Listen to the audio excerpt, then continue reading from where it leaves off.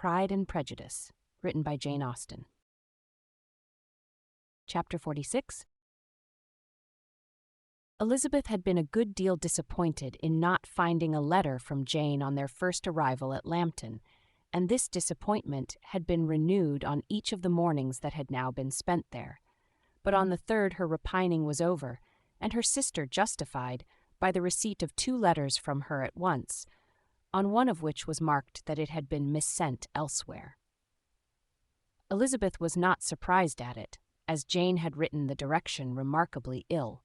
They had just been preparing to walk as the letters came in, and her uncle and aunt, leaving her to enjoy them in quiet, set off by themselves. The one missent must be first attended to. It had been written 5 days ago. The beginning contained an account of all their little parties and engagements, with such news as the country afforded, but the latter half, which was dated a day later, and written in evident agitation, gave more important intelligence. It was to this effect: "Since writing the above, dearest Lizzie, something has occurred of a most unexpected and serious nature, but I am afraid of alarming you. Be assured that we are all well. What I have to say relates to poor Lydia. An express came at 12 last night, just as we were all gone to bed, from Colonel Forster, to inform us that she was gone off to Scotland with one of his officers, to own the truth with Wickham. Imagine our surprise. To Kitty, however, it does not seem so wholly unexpected. I am very, very sorry. So imprudent a match on both sides. But I am willing to hope the best, and that his character has been misunderstood. Thoughtless and indiscreet, I can easily believe him. But this step, and let us rejoice over it, marks nothing bad at heart. His choice is disinterested at least, for he must know my father can give her nothing. Our poor mother is sadly grieved. My father bears it better. How thankful am I that we never let them know what has been said against him. We must forget it ourselves." They were off Saturday night about 12, as is conjectured, but were not missed till yesterday morning at 8. The express was sent off directly. My dear Lizzie, they must have passed within 10 miles of us. Colonel Forster gives us reason to expect him here soon. Lydia left a few lines for his wife, informing her of their intention. I must conclude, for I cannot be long from my poor mother. I am afraid you will not be able to make it out, but I hardly know what I have written.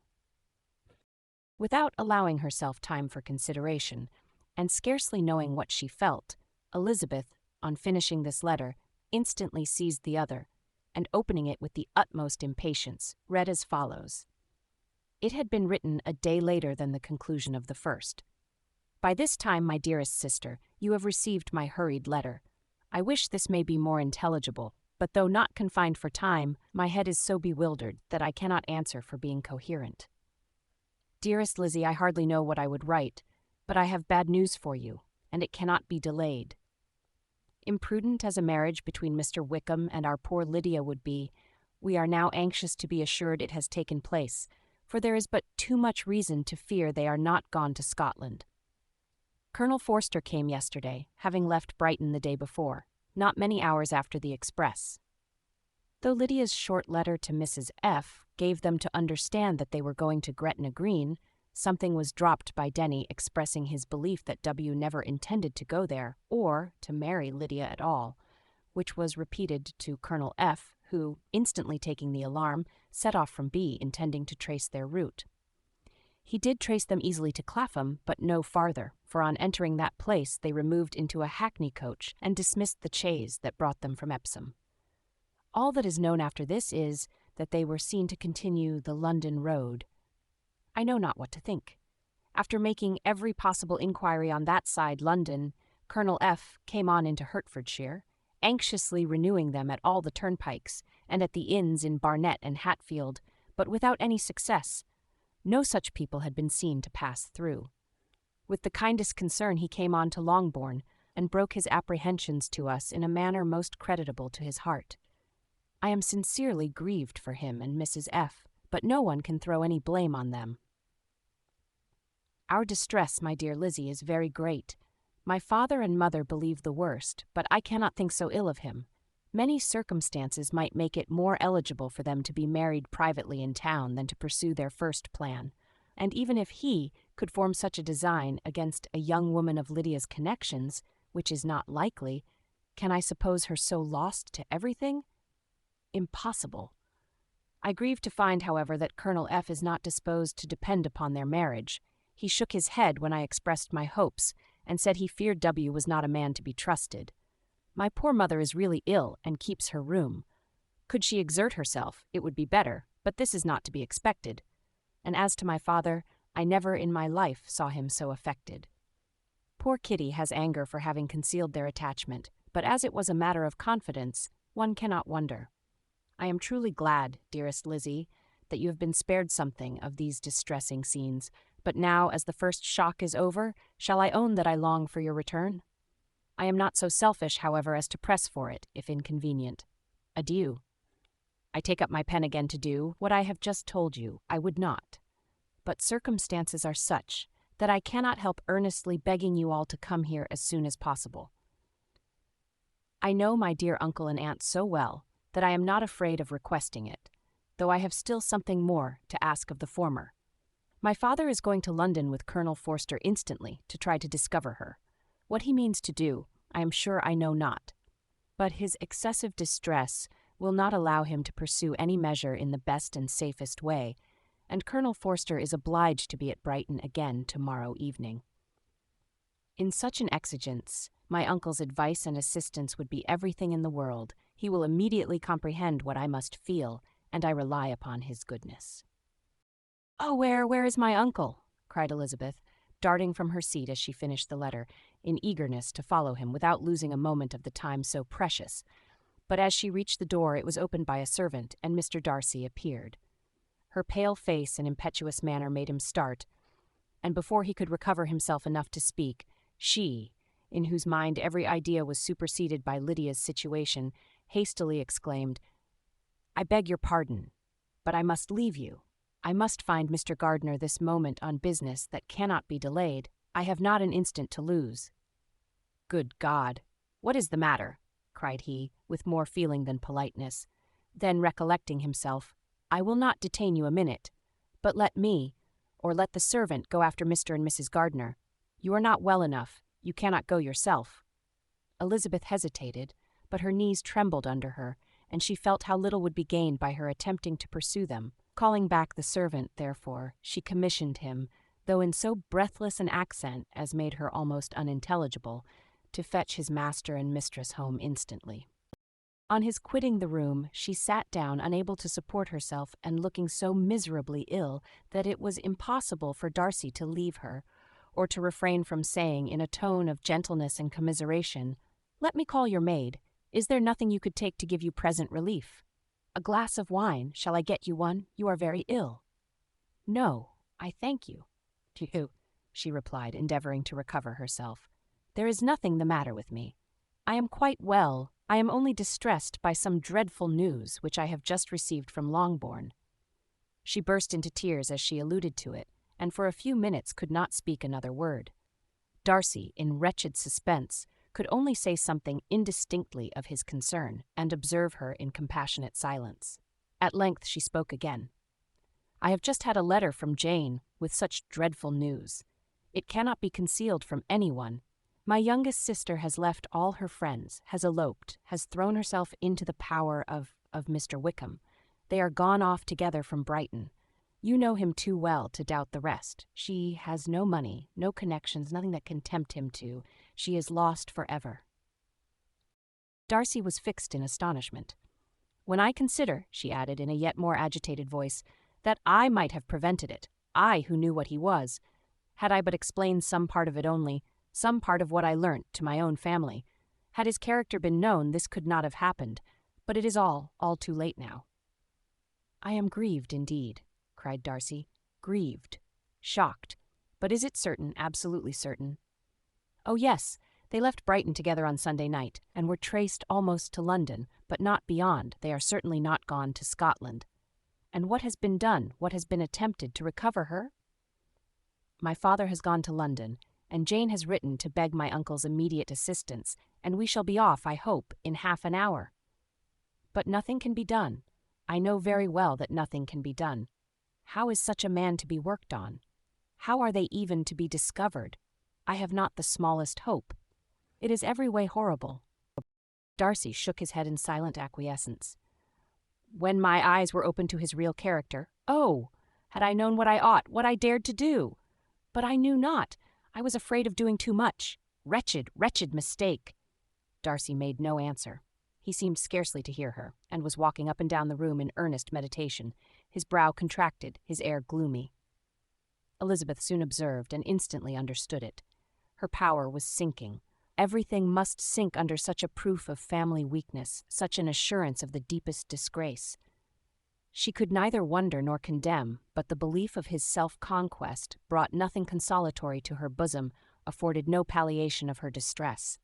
It was, on the contrary, exactly calculated to make her understand her own wishes, and never had she so honestly felt that she could have loved him as now, when all love must be vain. But self, though it would intrude, could not engross her. Lydia, the humiliation, the misery she was bringing on them all, soon swallowed up every private care, and covering her face with her handkerchief, Elizabeth was soon lost to everything else, and, after a pause of several minutes, was only recalled to a sense of her situation by the voice of her companion, who, in a manner which, though it spoke compassion, spoke likewise restraint, said, "I am afraid you have been long desiring my absence, nor have I anything to plead in excuse of my stay, but real, though unavailing concern. Would to heaven that anything could be either said or done on my part that might offer consolation to such distress. But I will not torment you with vain wishes, which may seem purposely to ask for your thanks. This unfortunate affair will, I fear, prevent my sister's having the pleasure of seeing you at Pemberley today." "Oh, yes. Be so kind as to apologize for us to Miss Darcy. Say that urgent business calls us home immediately. Conceal the unhappy truth as long as it is possible. I know it cannot be long." He readily assured her of his secrecy, again expressed his sorrow for her distress, wished it a happier conclusion than there was at present reason to hope, and, leaving his compliments for her relations, with only one serious parting look, went away. As he quitted the room, Elizabeth felt how improbable it was that they should ever see each other again on such terms of cordiality as had marked their several meetings in Derbyshire. And as she threw a retrospective glance over the whole of their acquaintance, so full of contradictions and varieties, sighed at the perverseness of those feelings which would now have promoted its continuance, and would formerly have rejoiced in its termination. If gratitude and esteem are good foundations of affection, Elizabeth's change of sentiment will be neither improbable nor faulty. But if otherwise, if the regard springing from such sources is unreasonable or unnatural, in comparison of what is so often described as arising on a first interview with its object, and even before two words have been exchanged, nothing can be said in her defense, except that she had given somewhat of a trial to the latter method in her partiality for Wickham, and that its ill success might, perhaps, authorize her to seek the other less interesting mode of attachment. Be that as it may, she saw him go with regret, and in this early example of what Lydia's infamy must produce, found additional anguish as she reflected on that wretched business. Never since reading Jane's second letter had she entertained a hope of Wickham's meaning to marry her. No one but Jane, she thought, could flatter herself with such an expectation. Surprise was the least of her feelings on this development. While the contents of the first letter remained on her mind, she was all surprise, all astonishment, that Wickham should marry a girl whom it was impossible he could marry for money, and how Lydia could ever have attached him had appeared incomprehensible. But now it was all too natural. For such an attachment as this, she might have sufficient charms. And though she did not suppose Lydia to be deliberately engaging in an elopement without the intention of marriage, she had no difficulty in believing that neither her virtue nor her understanding would preserve her from falling an easy prey. She had never perceived, while the regiment was in Hertfordshire, that Lydia had any partiality for him, but she was convinced that Lydia had wanted only encouragement to attach herself to anybody. Sometimes one officer, sometimes another, had been her favorite, as their attentions raised them in her opinion. Her affections had been continually fluctuating, but never without an object. The mischief of neglect and mistaken indulgence towards such a girl, oh, How acutely did she now feel it? She was wild to be at home, to hear, to see, to be upon the spot to share with Jane in the cares that must now fall wholly upon her, in a family so deranged. A father absent, a mother incapable of exertion and requiring constant attendance, and though almost persuaded that nothing could be done for Lydia, her uncle's interference seemed of the utmost importance, and till he entered the room, the misery of her impatience was severe. Mr. and Mrs. Gardiner had hurried back in alarm, supposing by the servant's account that their niece was taken suddenly ill, but satisfying them instantly on that head, she eagerly communicated the cause of their summons, reading the 2 letters aloud, and dwelling on the postscript of the last with trembling energy. Though Lydia had never been a favorite with them, Mr. and Mrs. Gardiner could not but be deeply affected. Not Lydia only, but all were concerned in it, and after the first exclamations of surprise and horror, Mr. Gardiner readily promised every assistance in his power. Elizabeth, though expecting no less, thanked him with tears of gratitude, and all 3 being actuated by one spirit, everything relating to their journey was speedily settled. They were to be off as soon as possible. "But what is to be done about Pemberley?" cried Mrs. Gardiner.